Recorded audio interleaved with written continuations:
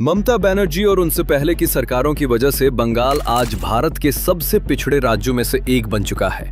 जबकि एक वक्त था जब सिंगापुर के फाउंडर ली कुआन यू ने सिंगापुर को कोलकाता से प्रभावित होकर बनाया था। भारत में पश्चिमी चिकित्सा की पहली महिला प्रैक्टिशनर बंगाली थी। भारतीय एयरलाइंस की पहली महिला पायलट बंगाल से थी। प्रीतिलता वाडेदार, कल्पना दत्ता, ये नाम हम सब जानते हैं। लेकिन ममता दीदी जी ने एक बार बोला था, लड़कियों को रात में बाहर नहीं जाना चाहिए।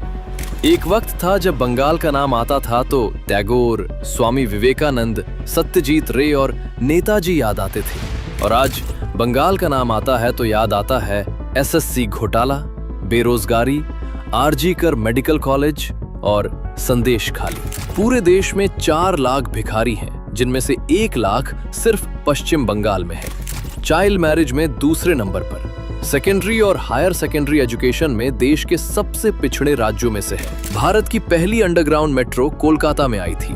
देश का पहला ट्रैम सिस्टम भी कोलकाता में ही था। लेकिन आज ह्यूमन डेवलपमेंट इंडेक्स में पश्चिम बंगाल 28 राज्यों में 27वें स्थान पर है। यहाँ की सरकारों ने इस राज्य को इस हद तक खोखला कर दिया है कि एक वक्त का सबसे समृद्ध राज्य आज तल में बैठा है।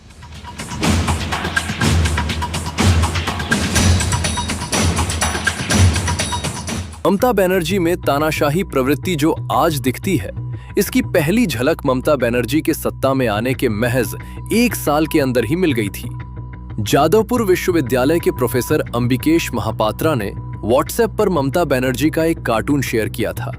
बस एक कार्टून शेयर करने के पीछे ममता बनर्जी ने न सिर्फ इस 60 साल के रसायन विज्ञान के प्रोफेसर को गिरफ्तार करवाया, बल्कि लाइव टीवी पर उन्हें माओवादी भी कह दिया।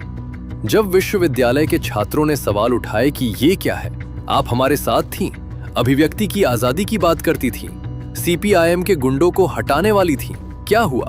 तो ममता बनर्जी ने उन्हें भी सीपीआईएम का एजेंट बता दिया। और इस कार्टून को लेकर वो इतनी संवेदनशील थीं कि पश्चिम बंगाल में जिस पत्रकार ने भी इस पर सवाल पूछा, अगले दिन जेल। और ये वही ममता थीं जिन्होंने 34 साल के वामपंथी शासन को इसीलिए हटाया था क्योंकि वो सवाल नहीं सुनते थे।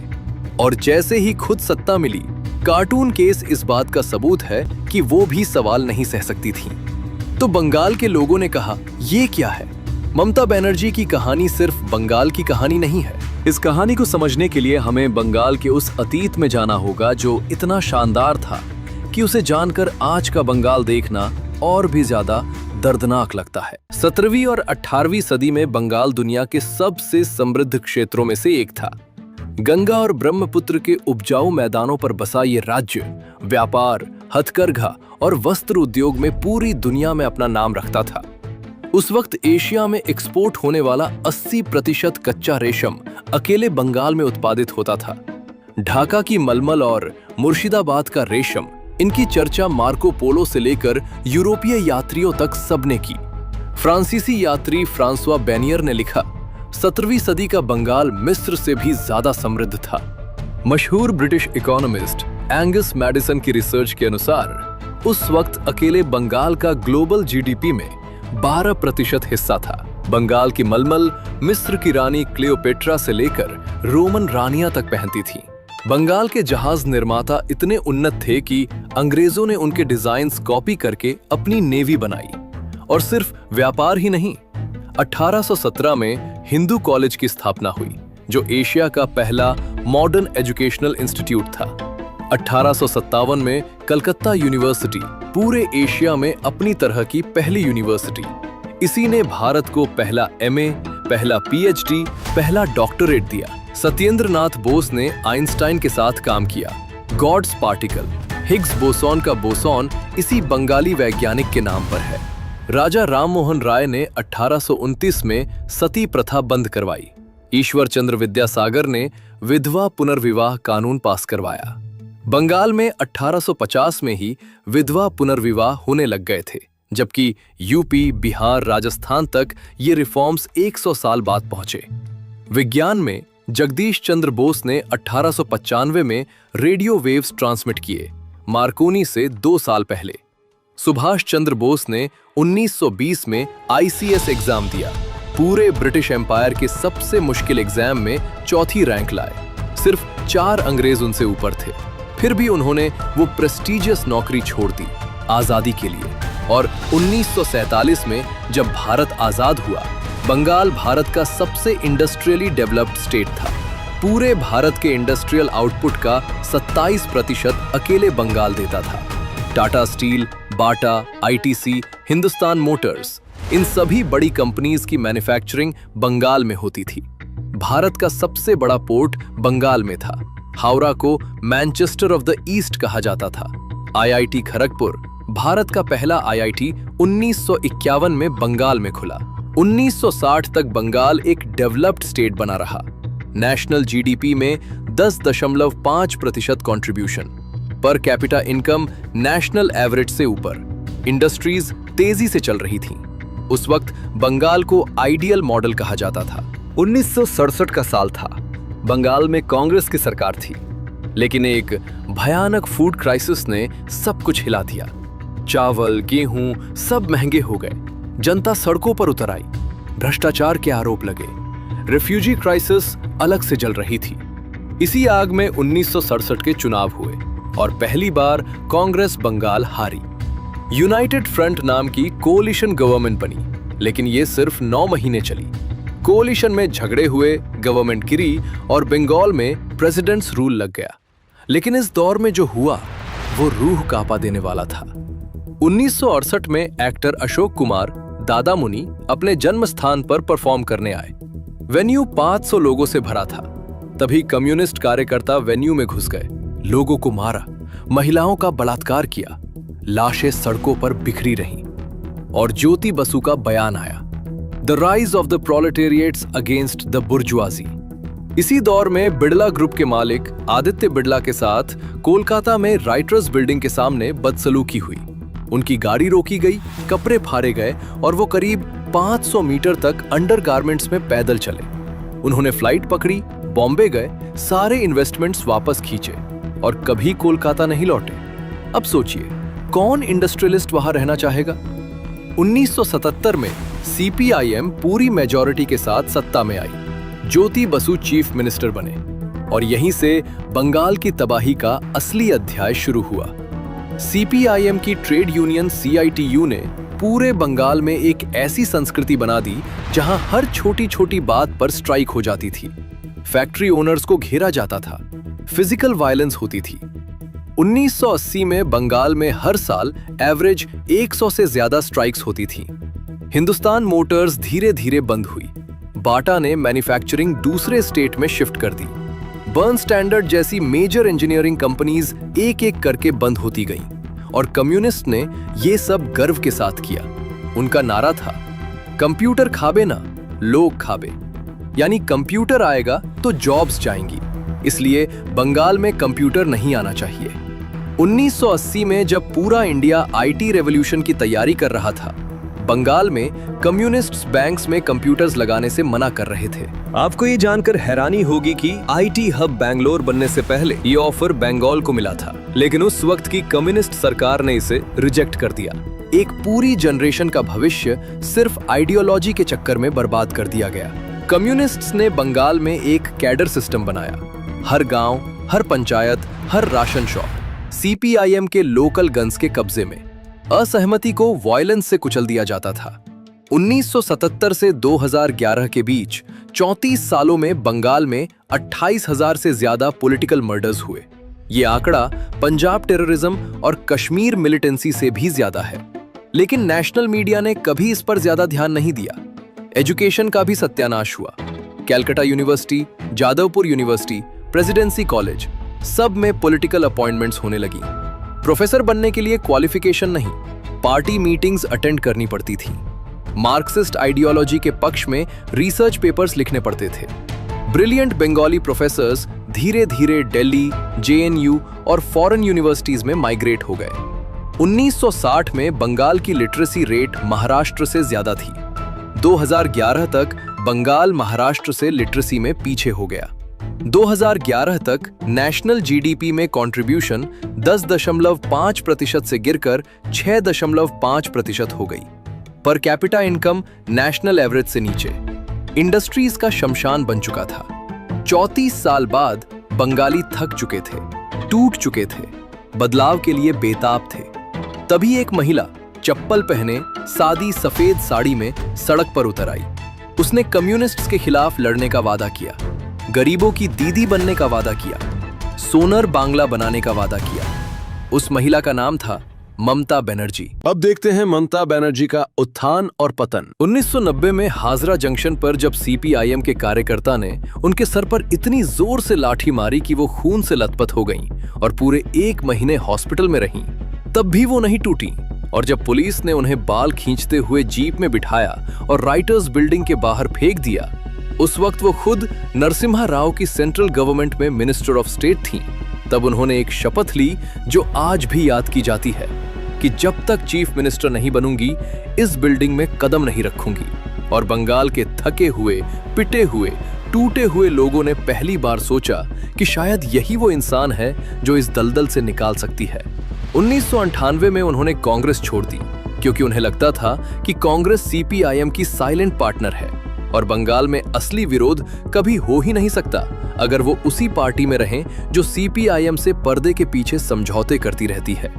इसीलिए उन्होंने तृणमूल कांग्रेस बनाई और अगले कुछ सालों में वाजपेयी की एनडीए सरकार में रेलवे मिनिस्टर भी बनी। छोड़ा, वापस गईं, फिर छोड़ा। ये उनका अपना एक अंदाज था जो लोगों को कभी समझ नहीं आया, लेकिन जिसने ये जरूर साबित किया कि वो किसी की जागीर नहीं है।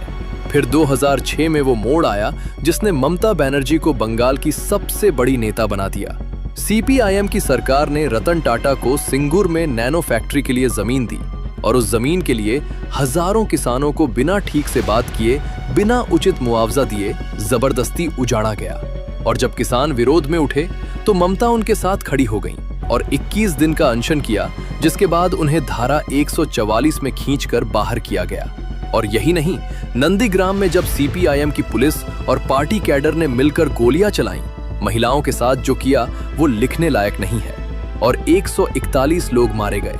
दोनों जगह ममता मैदान में थीं और उनका वो अनशन, वो खींचातानी, वो संघर्ष देखकर रतन टाटा ने अपना सपना सिंगूर से उठाया और गुजरात ले गए, जहां नरेंद्र मोदी ने उन्हें 24 घंटे में जमीन दे दी। 2011 में वो हुआ जो बंगाल ने 34 सालों में नहीं देखा था। सीपीआईएम की सत्ता खत्म हुई, ममता बनर्जी चीफ मिनिस्टर बनी और पूरा बंगाल इस यकीन में था कि अब सब बदल जाएगा, अब असली तब्दीली आएगी। अब वो राज्य जो कभी पूरे भारत का इंडस्ट्रियल पावर हाउस था, वो फिर से खड़ा होगा। लेकिन जो हुआ वो किसी को उम्मीद नहीं थी। सीपीआईएम का जो कैडर था, जो लोग 34 साल से गांव-गांव में पार्टी का झंडा उठाते थे, कट मनी वसूलते थे, बूथ पर वायलेंस करते थे, वही लोग टीएमसी में आ गए क्योंकि उन्हें पता था कि पावर किसके पास है और पावर के साथ रहना ही उनकी जिंदगी का तरीका था। और ममता को भी ये पता था कि सीपीआईएम के ट्रेंड कैडर को बीट करने का सबसे आसान तरीका ये है कि उन्हें ही अपने में मिला लो। इसलिए वही बूथ अध्यक्ष, वही जोन सेक्रेटरी, वही लोकल गून, बस अब लाल की जगह टीएमसी का झंडा थामे खड़े थे और सिस्टम बिल्कुल वैसे ही चल रहा था जैसे सीपीआईएम के जमाने में चलता था। पीएम आवास योजना का पैसा आता था तो 20,000 रुपए पार्टी के लोकल कार्यकर्ता का हक था। एमएनआरईजीए में मजदूर दिन भर काम करे तो उसकी मजदूरी में से भी तय हिस्सा कटता था। कोई मर जाए तो अंतिम संस्कार के लिए जो 2,000 रुपए आते थे, उसमें से भी 200 रुपए उस बूथ अध्यक्ष के थे। और अगर कोई अपना घर बनाना चाहे तो उसे पार्टी के उस लड़के से ही बालू, सीमेंट और ईंटें खरीदनी पड़ती थीं जो उस इलाके का सिंडिकेट चलाता था, क्योंकि कहीं और से खरीदने का मतलब था अगले ही दिन घर की नींव खुद जानी। ये कोई अफवाह नहीं थी, ये बंगाल की जमीनी हकीकत थी जो हर उस इंसान से पूछ सकते हैं जो वहां रहा हो। सराधा पॉन्जी स्कैम में 17 लाख आम लोगों का पैसा डूब गया। 200 से ज्यादा लोगों ने जान दे दी क्योंकि जो कुछ भी उनके पास था वो उस स्कीम में लगा दिया था।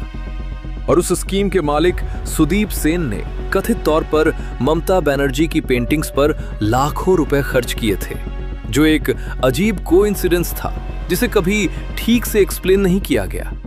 नाराज स्टिंग ऑपरेशन में टीएमसी के 11 बड़े नेताओं को कैमरा पर कैश लेते हुए पकड़ा गया और उसमें मंत्री भी थे और सांसद भी। एसएससी रिक्रूटमेंट स्कैम में देश के सबसे बड़े सरकारी नौकरी के घोटालों में से एक सामने आया, जिसमें ओएमआर शीट्स से छेड़छाड़ की गई और बिना मेरिट के हजारों लोगों को जॉब्स दी गई। टीएमसी के वरिष्ठ नेता पार्था चैटर्जी गिरफ्तार हुए और उनकी करीबी अर्पिता मुखर्जी के घर ईडी की रेड में 50 करोड़ रुपए का कैश और भारी मात्रा में सोना मिला और हाई कोर्ट ने 25,000 से ज्यादा टीचर्स की नियुक्तियां एक झटके में रद्द कर दी, जिससे उन हजारों लोगों की जिंदगी तबाह हो गई जिन्होंने सालों मेहनत की थी। और इन सब के जवाब में ममता बनर्जी का एक ही रटा रटाया जवाब था कि ये सब बीजेपी की साजिश है। लेकिन सबसे ज्यादा दर्दनाक वो था जो महिलाओं के साथ हुआ। संदेश खाली में नॉर्थ 24 परगना के टीएमसी नेता शेख शाहजहां और उसके गुर्गे सालों तक स्थानीय महिलाओं को पार्टी ऑफिस में बुलाकर उनके साथ जो करते थे वो सुनकर रूह कांप जाती है। और जब ये सब बाहर आने लगा तो शाहजहां 55 दिन तक फरार रहा और बंगाल की पुलिस, जो राज्य के होम डिपार्टमेंट के अंतर्गत आती है और होम मिनिस्टर खुद ममता बनर्जी हैं, उसे ढूंढ नहीं पाई। और फिर आरजीकर मेडिकल कॉलेज का वो मामला आया जिसने पूरे देश को झकझोर दिया। एक 31 साल की ट्रेनी डॉक्टर 36 घंटे की कंटिन्यूअस ड्यूटी के बाद हॉस्पिटल के सेमिनार हॉल में थोड़ा आराम करने लेटी थी और जो उसके साथ हुआ वो इतना भयानक था कि शब्द कम पड़ते हैं। हॉस्पिटल एडमिनिस्ट्रेशन ने पेरेंट्स को ये बताया कि उनकी बेटी ने सुसाइड किया है और बॉडी तक ठीक से देखने नहीं दी। क्राइम सीन पर रातों रात कंस्ट्रक्शन शुरू करवा दी गई ताकि एविडेंस मिट जाए। और इन सब के बाद ममता बनर्जी, जो खुद एक महिला है, जो खुद 3 डिपार्टमेंट की मिनिस्टर हैं, का जो बयान आया वो था कि लड़कियों को रात में अकेले बाहर नहीं जाना चाहिए। इस बयान पर जो कहना हो कह लीजिए, लेकिन ये समझ में नहीं आता कि एक ऐसी नेता जिसने अपनी पूरी राजनीति महिला सशक्तिकरण के नाम पर खड़ी की, जिसने खुद लाठियां खाईं, जो खुद चीफ मिनिस्टर बनी, वो ये कह रही थी। इसके बाद पहली बार बंगाल की सड़कें ममता के खिलाफ भर गईं। डॉक्टर्स ने काम बंद किया, स्टूडेंट्स उतरे, आम लोग उतरे। और ममता ने जो किया वो और भी हैरान करने वाला था। उन्होंने खुद जस्टिस की मांग लेकर रैली निकाली। वो ममता जो सीएम है, वो ममता जो होम मिनिस्टर है, वो ममता जो हेल्थ मिनिस्टर है, वो खुद अपनी ही सरकार से जस्टिस मांगने सड़क पर निकल पड़ी। और लोगों को समझ नहीं आया कि इस पर हंसें या रोएं। एक बात जरूर है जो ममता बनर्जी ने सच में की और जिसे नकारा नहीं जा सकता। उन्होंने 70 से ज्यादा वेलफेयर स्कीम्स बनाई, जिनमें कन्याश्री ने बंगाल में लड़कियों के स्कूल ड्रॉप आउट रेट को काफी कम किया। लक्ष्मी भंडार में घर की महिला मुखिया को हर महीने पैसे मिलते हैं। रूपाश्री में शादी के लिए मदद दी जाती है और 2 रुपए किलो चावल ने उन लाखों परिवारों को राहत दी जिनके पास कुछ नहीं था। डायरेक्ट बेनिफिट ट्रांसफर का ये मॉडल, जिसे बाद में पूरे देश की हर पार्टी ने किसी न किसी रूप में अपनाया, उसकी शुरुआत करने वालों में ममता बनर्जी का नाम आता है। लेकिन इन स्कीम्स से यही होता है कि गरीबी मैनेज होती है, गरीबी खत्म नहीं होती। और बंगाल का पढ़ा लिखा युवा डिग्री लेकर दिल्ली, मुंबई, बेंगलुरु की तरफ भागता रहा, क्योंकि यहाँ कोई इंडस्ट्री नहीं थी, कोई नौकरी नहीं थी, कोई फ्यूचर नजर नहीं आता था। ममता बनर्जी वही बन गईं जिनसे लड़ने के लिए वो कभी मैदान में उतरी थीं। और बंगाल, जो कभी पूरे भारत को रास्ता दिखाता था, आज खुद किसी ऐसे रास्ते की तलाश में है जो उसे उस जगह से वापस ले जाए जहां वो कभी हुआ करता था। उम्मीद है कि बंगाल एक दिन फिर उस मुकाम पर पहुंचेगा जिसका वो हमेशा से हकदार रहा है। जय हिंद।